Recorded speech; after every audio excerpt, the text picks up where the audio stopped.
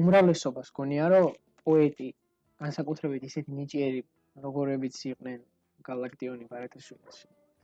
აი ესე რაღაცა გალაქტიონი დალევდა ერთ ჭიქა ღვინოს და ოპა მოაფიქრდა მთაწმინდის თვალი და უცებ ჩაიწერა.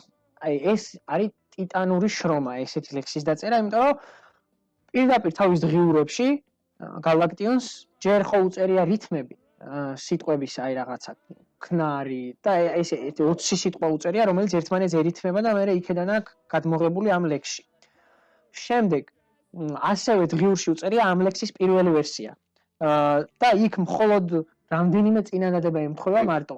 ანუ ამ ლექსზე დღიურზე დაყრდნობით, მის დღიურზე დაყრდნობით შეგვიძლია ვთქვათ, რომ უამრავი შრომა ჩადო. ანუ ძალიან სიზიფეს შრომა არის რეალურად ლექსის წერა პოეტისთვის. მით უმეტეს ისეთი პოეტისთვის, როგორიც იყო გალაქტიონი.